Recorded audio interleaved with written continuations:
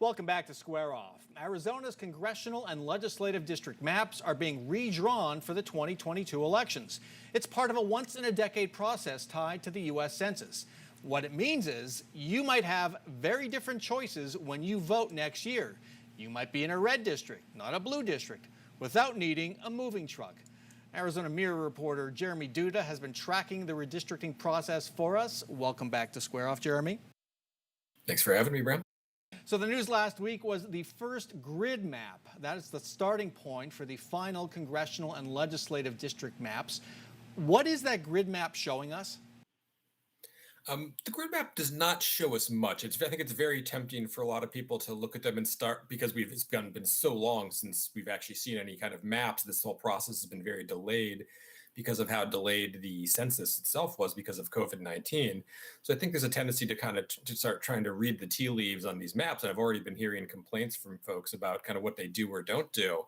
But it's very important to remember these maps are really just a starting point that will bear no relation to the final product. What the grid maps are is basically a process they use to wipe the previous map clean. They're not supposed to use the previous map to help them draw the new one. So it's just not, two maps, 9 congressional districts, 30 legislative districts, not exactly grids, but basically these proto districts are drawn using nothing but equal population and whole census tracts and census blocks. And from there, they will start taking public input and changing the boundaries around to meet all the other criteria for redistricting that are in the Arizona Constitution. So let's read those tea leaves for just a minute and put a map up on the screen. A lot of people, as you say, want to draw conclusions. And if you look closely, it appears that Democratic Congressman Greg Stanton and Ruben Gallego have been thrown into the same district in Central Phoenix. That matches up with many of the suspicions among Democrats that the two of them are somehow going to be, one of them is going to be redistricted out. Is that a legitimate observation? I mean, I think it's a legitimate concern from Democrats, not necessarily based on the grid maps, because the grid maps, again, really bear no relation to the final product. If you look at the grid maps from 10 years ago and the final maps, you'll see they're almost nothing alike, except for maybe a couple of similarities in a couple areas. If I'm Greg Stanton, I'm definitely concerned about what happens to my district. Ruben Gallego, he'll be fine. His district is protected by the Voting Rights Act. Stanton, he could end up with something similar to what he has now, or his district could get chopped up 4 different ways and divvied up among 4 different districts. That district, Congressional District 9, that was very controversial 10 years ago, and it was drawn, the Democrats who kind of controlled the process a decade ago, that was really their kind of end goal, to create that district, a district in the middle of the Phoenix area that was competitive or left-leaning, where Democrats could get elected.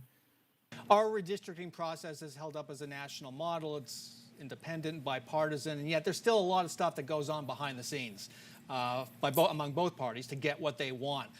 What is going to happen now that the grid map's in place until the final maps come out sometime, I think, in December? What's going on behind the scenes to affect the way those maps look?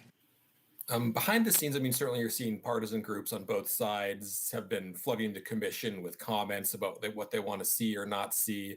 We had a 17-day listening tour, as the commission called it, they did around the state, where they got public input from folks in every corner of Arizona, all talking about what their communities of interest are, what they want there, what kind of district they want to be in. And we'll have a lot more opportunities to see that both behind the scenes and publicly. The next step for the commission is going to be kind of a series of 5 meetings around the state with satellite, or around the Phoenix area with satellite locations around the state. People will be able to give their input on what they want to see out of the maps. There'll be public meetings for people to do that. There's going to be, you can submit written public comments to the commission. I don't know if we'll have opportunities like we had in the last 2 commissions for people to attend in person and testify and talk. But both kind of in the public sphere and behind the scenes, you're going to see a lot of lobbying, a lot of jockeying for position from folks who want to see, various things out of their new districts.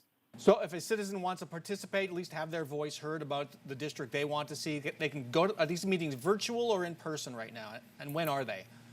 I believe the meetings are going to be doing on the grid maps. I believe they're in person. There's going to be 5 in-person meetings, and each will have 1 to 3 satellite locations where people will be able to attend remotely from kind of a central location. Those are going to begin on September. The first one will be on September 21st. The last one will be on October 7th.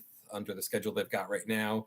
And once they do that, that's when you're going to start see the real work begin, when they're actually going to start putting, pen to paper and start moving these grid map lines around to create the draft maps that will eventually become the final districts, either at the end of this year or early 2022.